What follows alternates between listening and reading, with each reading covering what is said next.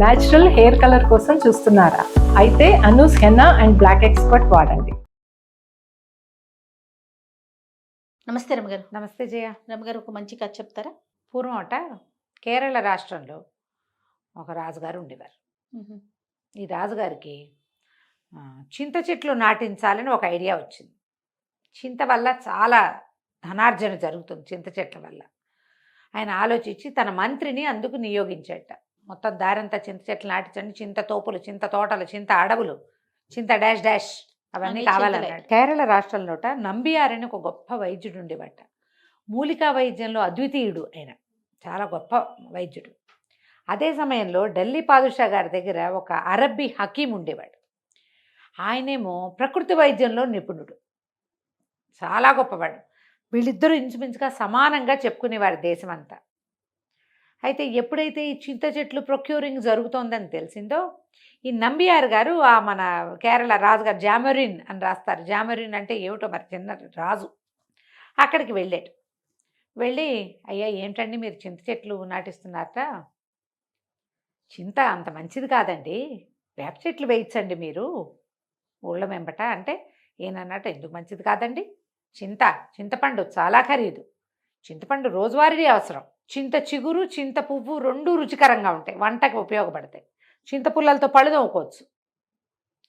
తర్వాత చింత నిప్పులు చాలా బాగుంటాయి వంటకి, ఖరీదు. చింత బొగ్గులు, చింత చెట్టు కాల్చి బొగ్గులు చేస్తే మామూలుగా బొగ్గులు కొనుక్కుంటాం కదా, చింత చెట్టు బొగ్గులు కణ కణ కణ కణలాడతాయి, దానికి అంత కాలే గుణం, చాలా ఖరీదు అవి.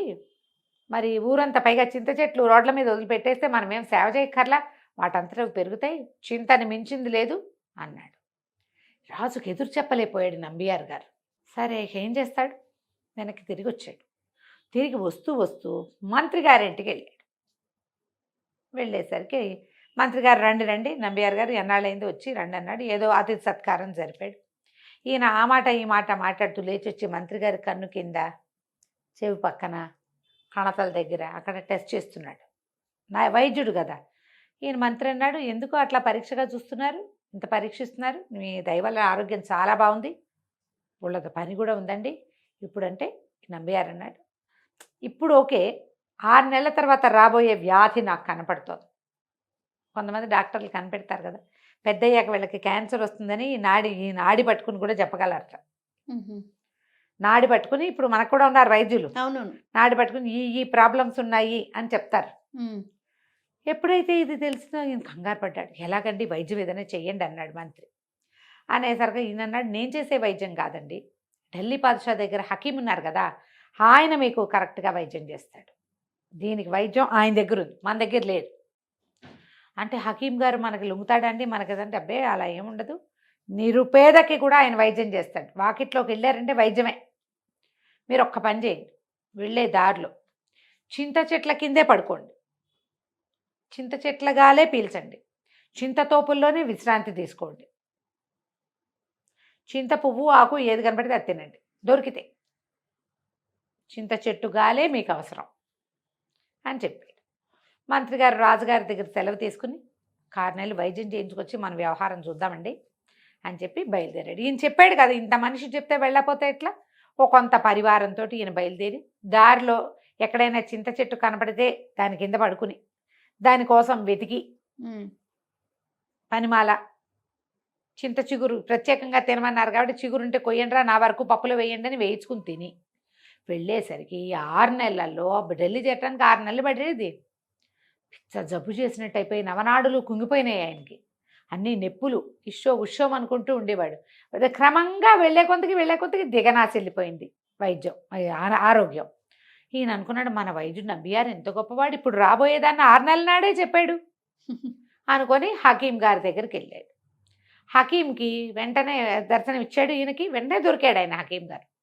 లోపల తీసుకుపోయి ఏమిటి అని అన్నీ కనుక్కున్నాక, ఎవరు చెప్పారు ఏం చెప్పారు, నా పేరంటే నంబియార్ గారు చెప్పారండి, మరి చింత చెట్ల కిందే ఆగమన్నారు, చింతదే చేయమన్నారు, చింతదే తినమన్నారు, ఇక్కడికి వచ్చాక మీతో వైద్యం అన్నారు అనగానే ఆయన బాగా ఆలోచించి, ఇక్కడ ఏదో మతలబు ఉందని ఈయనతో మాట్లాడాక, మా రాజ్యంలో కూడా మేము చింత చెట్లే పెట్టించదలుచుకున్నామండి, మా రాజుగారు చింత చెట్లే పెట్టమన్నాడు అని విన్నాక ఆయనకు అర్థమైంది మతలబు. ఓహో ఏదో ట్రిక్కే చేశాడు ఈయన అనుకుని మీరు ఒక పని చేయండి, ఏదో చిన్న పొట్లాలు కట్టించాడు. వెళ్ళేటప్పుడు వేప కింద పడుకోండి, వేప పుల్లతోటే పళ్ళు తోముకోండి, వేప తోపులు ఉన్న చోటే విశ్రమించండి. మీకు గాలి చాలకపోతే వేపాకు చిన్న కటక కట్టి దాంతోటే విసురుకోండి, వేపగాలి మాత్రమే పీల్చండి అని చెప్పి పంపించాడు. ఇది తిరిగి వచ్చాడు. 6 నెలలు వెళ్ళడానికి పట్టింది, 6 నెలలు రావడానికి పట్టింది.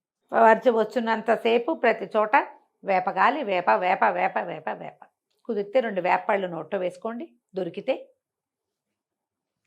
అప్పుడప్పుడు అని చెప్పేసరికి అలా వచ్చేసరికి ఈయనకి ఎంత బలం వచ్చిందో, ఎంత కళ వచ్చిందో, చాలా ఆశ్చర్యపోయారు అందరూ కూడా.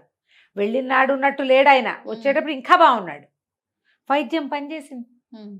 అప్పుడు ఆయన రాజుగారి దగ్గరికి వెళ్ళాడు, చెట్లు నాటడం దాని గురించి మాట్లాడడానికి. నంబియార్ గారు కూడా వచ్చాడు. అయితే ఈయన వెళ్ళేటప్పుడు చెప్పాడు, వెళ్ళేటప్పుడు చింత చెట్ల కింద పడుకున్నాను, జబ్బు చేసింది. వచ్చేటప్పుడు వేప చెట్ల కింద పడుకున్నాను, జబ్బు తగ్గిపోయింది. అప్పుడు నంబియార్ గారు, మీరు నన్ను క్షమించాలి, ఈ అనుభవాలు మీకు చెప్పించడానికే నేను ఈ ప్రయత్నం చేశాను. చింత ఆరోగ్యం కాదు. ఊర్లో 4 చింత చెట్లు ఉండొచ్చు, 100 వేప చెట్లు ఉండాలి. వేప గాలి ఎట్టి పరిస్థితుల్లోనూ అనారోగ్యాన్ని దగ్గరికి రానివ్వదు. నీ లోపల ఏదైనా చెడు ఉంటే నెగిటివ్ ఎనర్జీతో సహా తీసేస్తుంది. కానీ చింతకా గుణం లేదు. ఇప్పుడు ఈయన ఆరోగ్యంగా ఉన్న మనిషి చింత చెట్లు కింద పడుకుని చింతగాలి పీల్చి చింతతో పళ్ళు తోముకుని జబ్బు చేసేసింది ఆయనకి. ఇలాగే అవుతుంది. ఊరంతా చింత చెట్లు ఉంటే ఊరేమవుతుంది రేపు? చింతల తోపులు అవి ఊరి బయట ఉండేవి. చింతల తోపులకు వెళ్తే దయ్యాలు అవి ఉంటాయని చెప్పుకుంటారు మన వాళ్ళు. చింత చెట్టు మీద దాన్ని మోతాదుగా వాడాలి. చింత వాడద్దని కాదు, మోతాదుగా. ఇంతకిన్నటి సాంబార్ చేస్తే ఇంత చింతపండు వాడతాం అంతే. రోజు సాంబార్ తినం, రోజు వేపూత తినచ్చు, ఆ లెక్క ఉంది అని చెప్పంగానే ఆయన ఆ జామరిన్ గారు తన ఐడియా మార్చుకుని చింత చెట్లు చింత మానేసి అన్నీ వేప చెట్లు పెట్టించి దారి వెంబడంతా వేపకు కూడా పోషణక్కర్లా. అవును, వేప చెట్లు పెట్టించి వేప తోటలు వేయించి అనారోగ్యంగా ఉన్న వాళ్ళకి వైద్యం చేయటానికి వేప తోపుల్లో వైద్యం కూడా అవకాశాన్ని కల్పించాడు. తర్వాత ఆ రాష్ట్రం అంతా, ఆ దేశం అంతా కూడా ఆరోగ్యస్తులే ఉన్నారట. ఎక్కువ మంది అనారోగ్యం వాళ్ళు ఉండేవాళ్ళు కాదు. కంచికి మనం ఇంటికి. నమస్తే. నమస్తే.